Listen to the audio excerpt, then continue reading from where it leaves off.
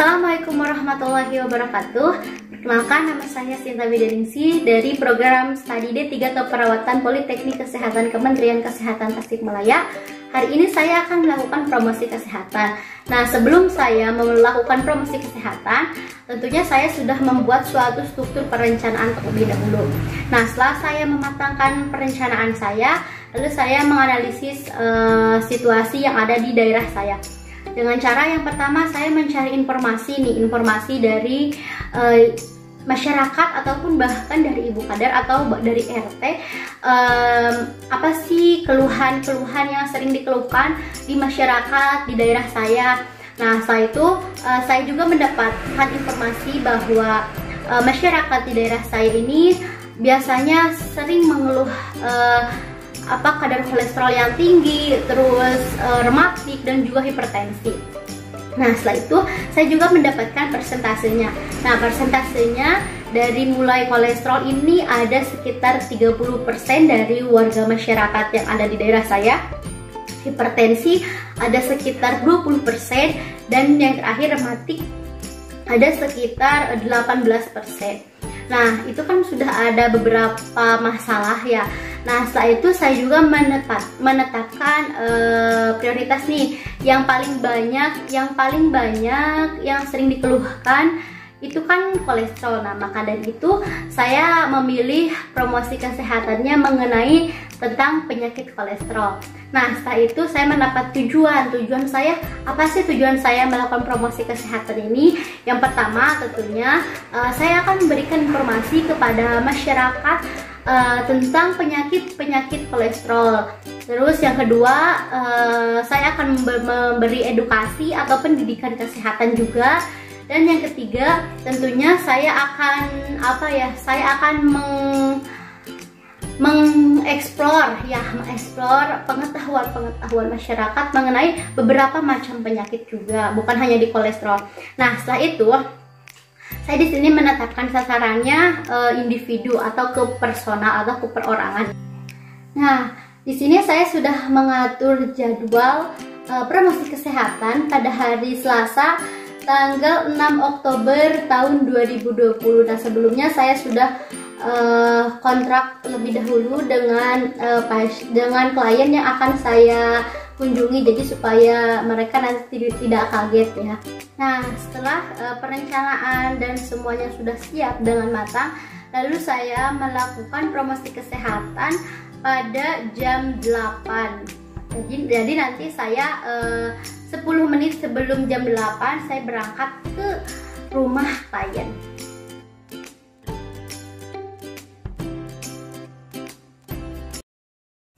Assalamualaikum warahmatullahi wabarakatuh, Ibu. Waalaikumsalam warahmatullahi wabarakatuh. Selamat siang. Selamat siang. Apakah benar ini dengan Ibu Winda dari Jatimulia yang berusia 37 tahun? Betul. Baik, perkenalkan, nama saya Sinta Widiningsih. Saya perawat dari Poltekkes Kemenkes Tasikmalaya. Ibu, sesuai dengan kontrak waktu kita sebelumnya, bahwa hari ini saya akan memberikan penyuluhan mengenai cara mengontrol penyakit kolesterol dengan cara PHBS ya, Bu. Iya.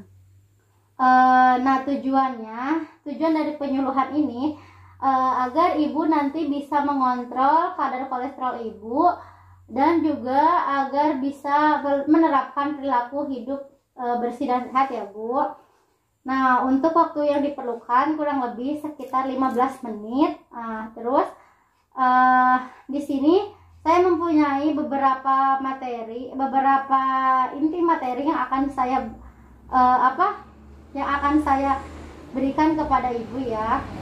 Nah, Ibu, di sini saya akan memberikan materi mulai dari pengertian kolesterol, fungsi kolesterol, asal kolesterol, penyebab kolesterol, gejala kolesterol, jenis-jenis kolesterol, nilai kolesterol, pengobatan kolesterol, bahaya kolesterol yang tidak terkontrol, hal yang harus dilakukan untuk mencegah atau menurunkan kadar kolesterol dalam tubuh, dan juga PHBS. Nah, Ibu, sebelumnya apakah Ibu sudah tahu mengenai penyakit kolesterol itu? Belum. Oh, belum ya, Bu. Nah, Ibu, di sini saya mempunyai materi. Nah, judulnya itu sekarang akan melakukan promosi kesehatan PHBS, perilaku membeli dan mengonsumsi makanan atau jajanan sehat untuk mengontrol kadar kolesterol dalam tubuh. Nah, kan tadi Ibu belum tahu ya Bu mengenai penyakit kolesterol. Di sini mulai dari pengertian. Nah, jadi kolesterol adalah molekul sejenis lipid yang ditemukan dalam aliran darah dan juga sel tubuh. Zat berwarna putih seperti lilin dapat ditemukan dalam darah dan setiap sel tubuh. Nah, sebenarnya fungsi kolesterol ini baik ya Bu, mulai dari memberikan energi, membantu pertumbuhan sel, melindungi organ-organ dalam tubuh, dan membantu penyerapan nutrisi dan juga produksi hormon. Nah, di sini ada asal kolesterolnya Bu. Nah, asal kolesterol itu sebagian besar itu berasal dari dalam tubuh sebanyak 80% atau itu berasal dari endogen. Nah, ini diproduksinya oleh hati ya Bu. Terus kalau misalnya di luar tubuh itu 20% atau eksogennya itu dari pola makanan kita ya Bu, mulai dari daging, telur, mentega, dan juga lainnya yang mempunyai kadar kolesterol yang tinggi. Penyebab kolesterol ini ada dari beberapa faktor ya Bu. Mulai dari mengonsumsi makanan yang tidak sehat, terus kurang aktivitas, merokok, usia semakin tua, obesitas ataupun kegemukan, dan juga keturunan. Nah, ini penyebab-penyebab ini beresiko tinggi terkena penyakit kolesterol tinggi. Nah, selanjutnya tanda dan gejala. Nah, tanda dan gejalanya itu yang pertama, orang yang mempunyai kadar kolesterol tinggi itu sering merasa pusing pada bagian kepala belakang ya Bu. Nah, di bagian sini, nah di sini ya Bu. Terus tengkuk dan pundak pegal sekali atau terasa berat ya Bu. Terus sering pegal di tangan kiri, jadi merambat ke tangan, dan dada kiri itu semakin terasa seperti ditusuk gitu Bu. Jadi kayak yang sesak, tapi itu lebih dari itu gitu Bu. Nah, jenis-jenis kolesterol. Nah, di sini sebenarnya ada dua ya Bu, tipe kolesterol itu ada kolesterol baik dan juga kolesterol jahat. Nah, kolesterol baik ini dari yang disebut dengan HDL atau High Density Lipoprotein. Ini disebut dengan kolesterol baik ya Bu, karena ini memindahkan LDL dari dinding pembuluh darah. Nah, sedangkan yang disebut dengan kolesterol jahat itu biasanya disebut dengan LDL atau Low Density Lipoprotein. Nah, itu mempercepat proses aterosklerosis pada dinding pembuluh darah dan mengakibatkan pembentukan plak di dinding pembuluh darah. Nah, Ibu bisa dilihat ya Bu. Nah, ini jenis kolesterol yang jahat dan ini yang baik.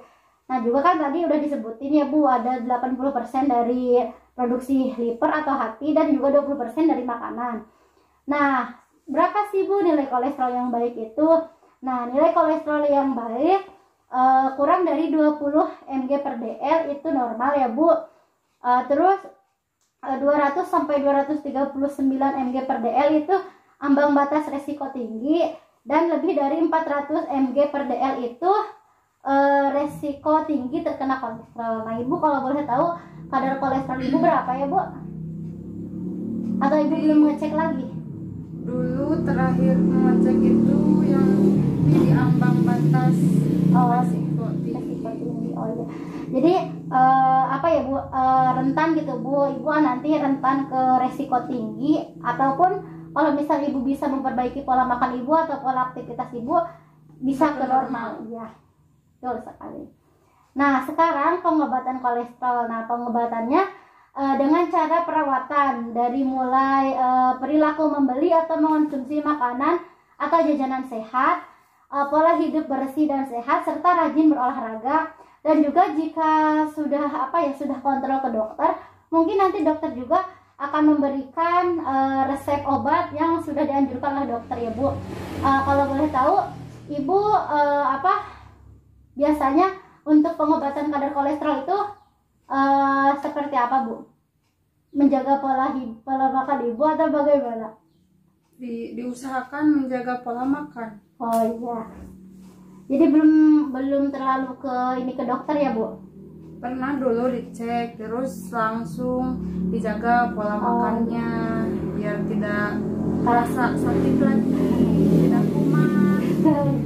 Ya. Nah, ibu tahu nggak bahaya kolesterol yang tidak terkontrol? Belum. Oh, belum ya, Bu. Nah, di sini saya akan menjelaskan ya, Bu, bahaya kolesterol yang tidak terkontrol. Jika seseorang sudah terkena kolesterol, misalnya ada di batas ambang ya, Bu, atau bahkan sudah resiko tinggi. Nah, orang itu kemungkinan nanti akan terkena penyakit jantung, stroke, sakit dada, batu empedu, dan juga lainnya. Jadi mempunyai beberapa komplikasi yang memang sangat urgent gitu, Bu. Komplikasinya emang betul-betul ganas gitu ya.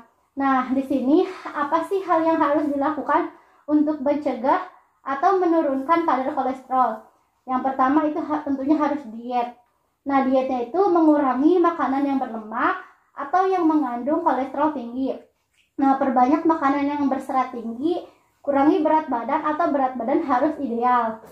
Nah, perbanyak konsumsi buah dan juga sayur. Terus olahraga secara teratur.